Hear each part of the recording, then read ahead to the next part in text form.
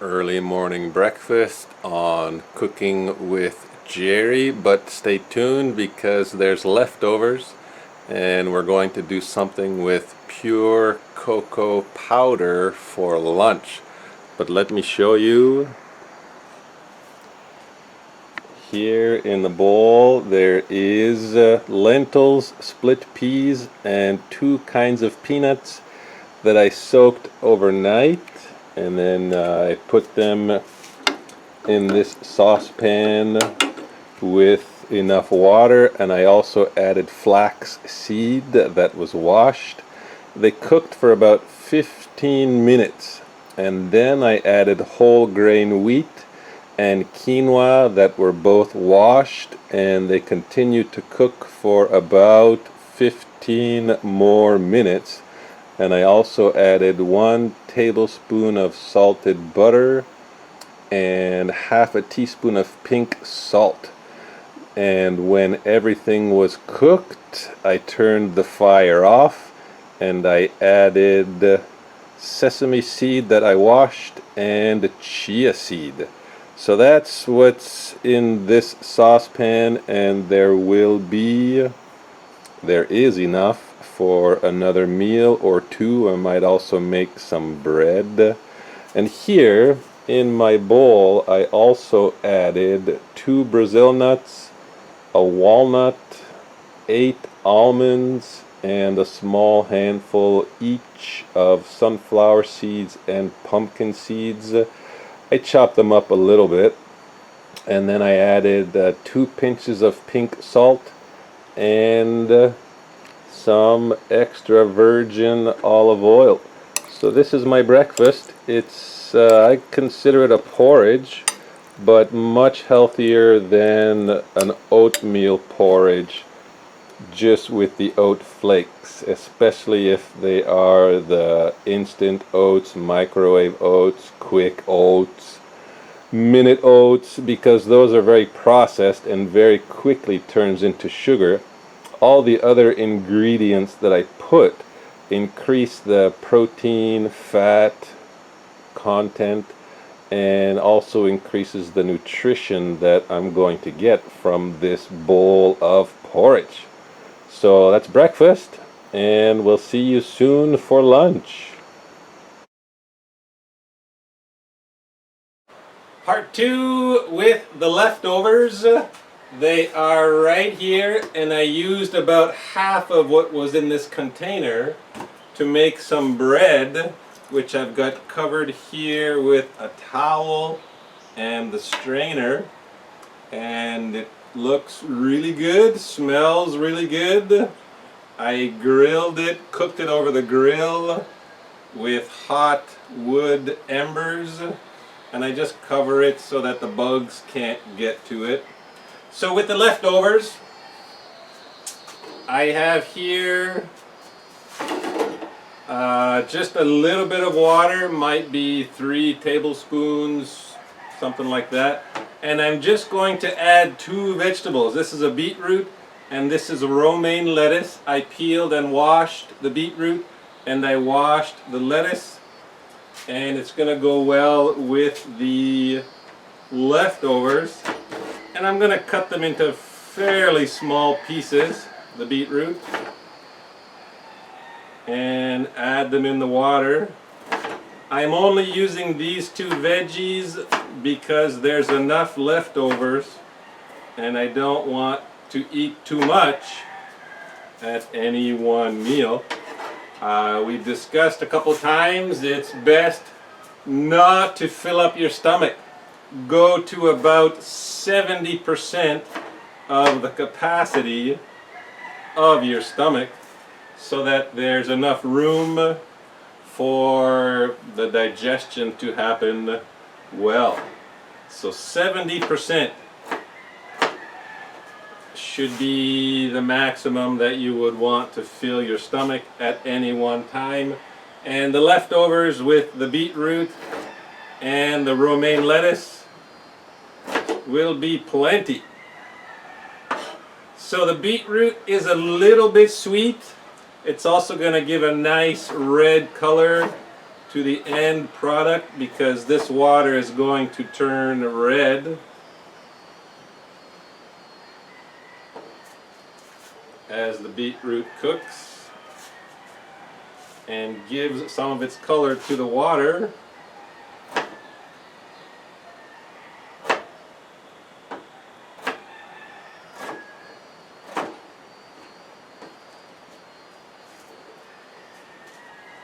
So I'm going to leave that in for maybe 2 minutes. I don't like cooking my vegetables too much. I have learned that the food that you eat has everything in it that will help you absorb and turn it into your body. The more you cook it, the more you take away of that natural, I don't know what to call it, that allows your body to use the ingredients. The nutrition that's in the food product. So the less you cook, the better. And if you can do raw, that's the best. A raw meat, beef, pork, chicken, fish, that's kind of tough. You really need to cook those items. But vegetables, fruit, you can eat either raw or mostly raw. And I always try to go for the mostly raw. I try not to cook any food too much. I had chicken yesterday. I eat chicken once or twice a month. And I slow cooked the chicken for about 25-30 minutes. And then I added some vegetables into the chicken stock and cooked it for a little bit longer. I like the slow cook with the chicken because it makes the meat a lot more tender and more enjoyable to chew. And you also get a really nice chicken stock that you can use for many things. So that's at a boil. Another good thing to do is to lower the heat as much as possible, because if you use a high heat, you cause more damage to the food. So now I am going to cut up this romaine lettuce. I am cutting one way because the leaves are fairly big, and then I'll cut the other way.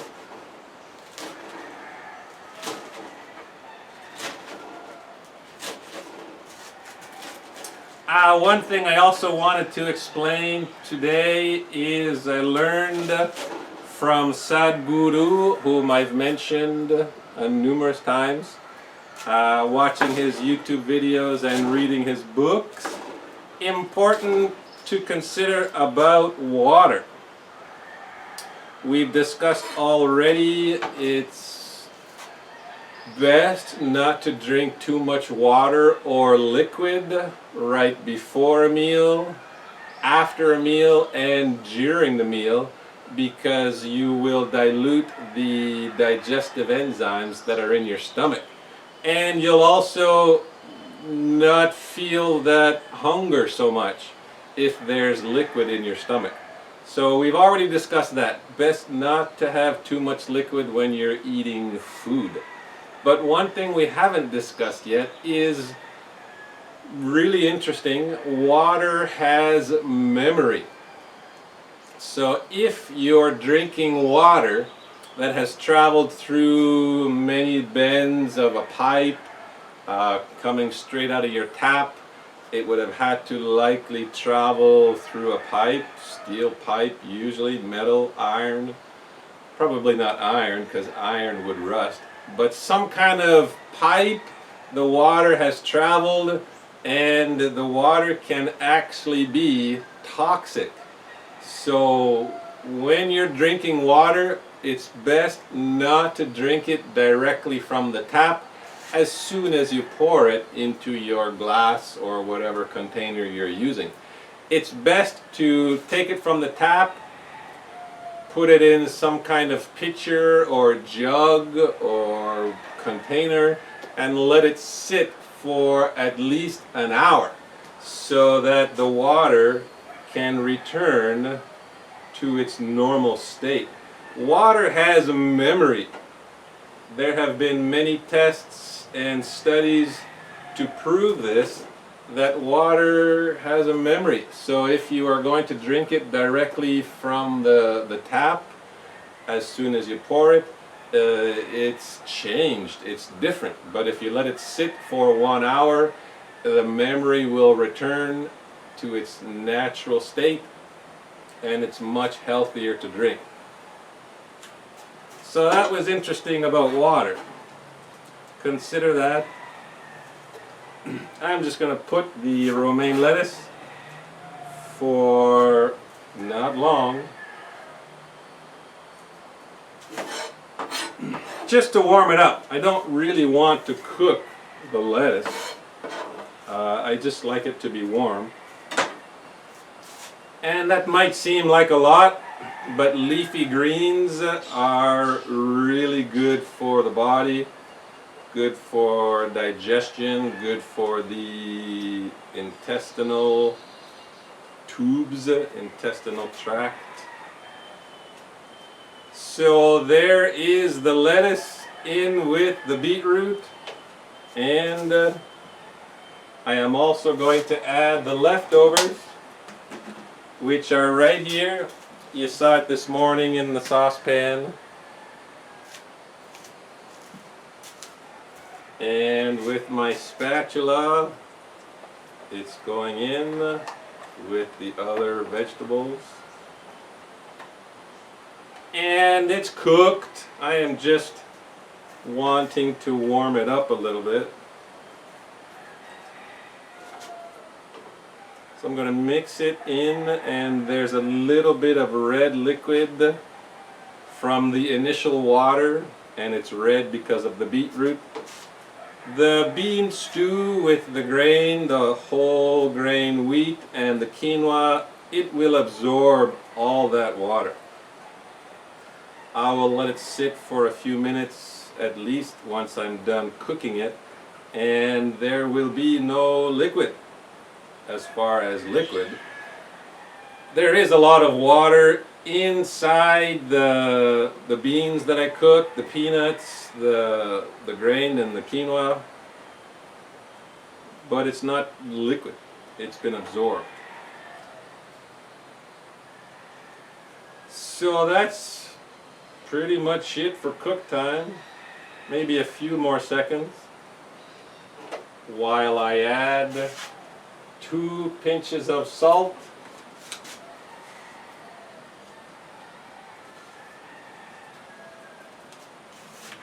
and I am going to add sacha inchi oil, cold pressed, extra virgin, similar to almond. Extra virgin oil. You really shouldn't cook. I turned off the fire. So the cooking process is done. The beetroot and the romaine lettuce will still be crunchy. And there's one ingredient that I want to put in, but I have to go and get it because I forgot to bring it here before I started the video camera. So I'm going to have to stop the video camera, go and get it, and we'll be back. Okay, back again. It's been a few minutes. I got to clean up a little bit. Here I have locally grown cocoa. It's been ground into a powder and it's pure. And I like to put it through a strainer. I'm going to put 1 teaspoon, if I can get it out. Yeah, there it is. 1 teaspoon of pure cocoa powder, putting it through a strainer, because many times with these smaller operations, the shell gets into the mix with the cocoa bean. Now, cocoa in a meal sounds different, but it's a really nice flavor that I like to do once in a while. And the sweetness of the ingredients will balance the bitterness of the cocoa. I don't eat sugar, so I really taste the sweetness that comes from food. Fruit, for sure, but also vegetables. And there's many different vegetables you could use. Carrot would be nice. Any kind of root, celery root. Broccoli and cauliflower. I did that yesterday. A friend gave me cocoa beans that had already been toasted. I just had to remove the shell. I had it with cauliflower and broccoli. So that's my meal. I'll leave it open so I can show you. Let me lift up the camera.